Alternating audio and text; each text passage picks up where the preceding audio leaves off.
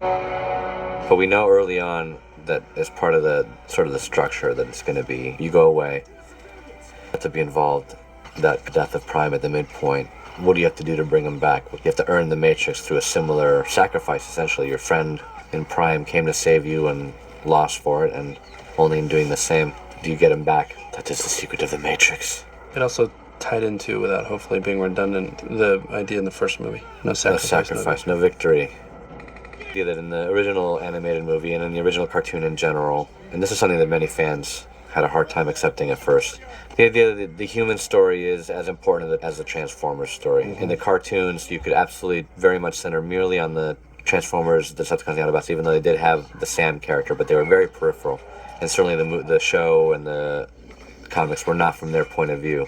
One of the breakthroughs that I think we had to make for live action, and one of the things that Spielberg led us to in agreeing that the focus had to be, if you were going to summarize the first movie, A Boy in His Car, that immediately implies that he agreed and understood that the point of view had to be human. And so, whereas in the original movie, the animated movie, the story of sacrifice only applies to Prime, in thinking of the live-action version here in the sequel, then that story has to apply equally to your human hero, Sam.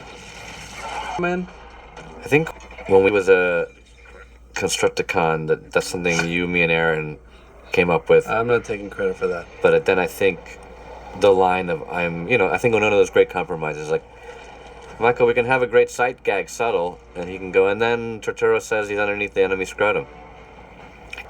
And all of these jokes. The Oscar this year, something's really wrong. Something's really wrong. You mean they didn't win the first time around? No. The polar bear one. Right. The one with the Coca-Cola. Mm-hmm. Now, we were robbed of that Academy Award, but that's fine. We won in our Visual Effects Society. We won all the awards. And so the people in the industry, they knew who should have won. That's what's kind of crazy about the Academy, because they've got all these technical awards, but you've got so many people that don't understand the technical aspects of how hard some of these things are that are voting on it. So it kind of makes it kind of a ridiculous vote. So on T1, we broke so much ground on certain lighting and certain types of hard surface effects. But anyway. Michael, broken a lot of story, Michael responded very strongly to the idea that Sam ended up getting Tron at the end of the movie. And was figuring out a way to tie it into the story. Didn't want him to die permanently. He of it. And figuring out how to tie that into the story of sacrifice was again, Michael sets these mandates, and then we have to give story logic to it. For me, anyway, the idea of the Phantom Zone and Superman was a big part of what got me about seeing the primes and going to whatever ethereal other world that was. We had a version of that in the first draft of the first movie. We did. In the draft. It's when he fell off the building. Right, when he fell off the building. Right. The cube somehow transported him there. Mm-hmm. It's not that he died, it's that he was sort of space bridged over. Right, it was the fact that he was willing to sacrifice himself. So sort of a similar idea of like earning the Matrix, right? Yep. We had for 2 that we threw out, just so because they'll probably end up in 3. We actually used them in Star Trek.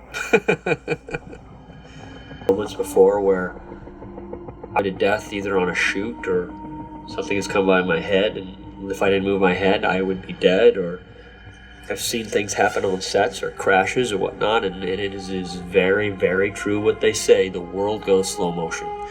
The sounds garble. You remember everything in detail, and the world just slows down. And that's what I wanted to do here. And the way they melded the helicopter to Sam's heartbeat, which is pretty interesting, that Ethan, the sound guy, did. We toyed with using the Matrix of Leadership, and they said, no, it's too close to the Matrix. Mm-hmm. And I guess by the time the second movie came around, enough time had passed about how much should set up future postures. In terms of what the Prime said. Yeah, what they said and what they imply, and there's certainly material here to mine. However, I think it was all of our intentions, always with Michael included, in both movies, to just try and do one movie at a time and not not think save about anything. Yeah. Yeah, we have a very hard time thinking in those terms. Not 50-50. Sometimes we can, but I think for the Transformers, that's just what we all collectively decided. I'm in that dreamscape, and them sort of getting out together, but I'm stabbing the Matrix into his chest. I think we decided against it because ultimately it would be like he was coming back twice. Right. Right. Fallen was sort of precursor of Egyptian pharaoh. Tension. I'm not sure how much it comes across now, but the idea was that the Decepticon symbol had come from the Fallen's face. Right. I mean, I think if you look at it carefully, you see it. Fire. Sacrifice himself for the greater good. Favorite. Jetfire back, but we're going to have things like a Jetfire. And crustiness. But I think I've always known that it somehow seems unfair that the Autobots can't fly. The Decepticons always seem to be jets, and you wonder why the Autobots choose to be Autobots. This is our response to that. Michael wanted the ancient Homer to sacrifice himself somehow. Appropriate to have, if Optimus was going to be resurrected, then to give him something extra. Yep. Area that got, I think, shafted the most. And I think it comes down to sheer time. We had to finish the movie. We're closing in on it fast, and I know ILM bit off more than they can chew, and there was some panic going on. So this fight wasn't everything that I would have wanted to make it. Well, but you couldn't go on too long, and it's just didn't have enough time to block it out. So, hands for that. That's though when he finally rips out his spark. Part of this fight, why it makes it so difficult, is the choices of plates. Now, this was shot in Egypt, and we were running out of time, so the breadth of plates were a lot less choices than, let's say, per se, the forest.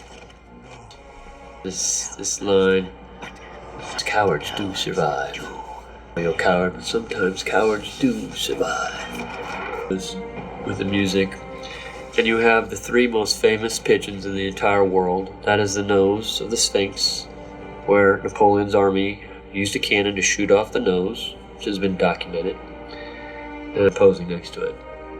Movies in a way that's emotionally satisfying and ultimately relatively quick. And movie people told us that they felt like the movie ended very fast. Sort of really surprised, because I always felt like there was so much ending to it. But I think that maybe played into Michael's thinking a little here. There was more story to tell afterwards, We talked about different, codas as Sam back in school, and we ended up, Steven actually wanted us to shoot one, right, which ended up in the credits, but it felt like I've just gone through such a ride in this sequence that there wasn't much left to do. Up back together again, all those things. She dealt with him at the end of the day. And that we had rewritten a couple times, just so you end on the right note. Very good about wanting to avoid. He's got a real radar for it, and he just wanted to make sure that the scene didn't end up too sappy. There was kind of a staple of Transformers, it felt like we needed to do that as a framework. It felt like it worked pretty well. And we're usually against voiceovers too. Alright, the end. Don't forget to subscribe and tell me in the comments below what you see in the video. See you later. Goodbye.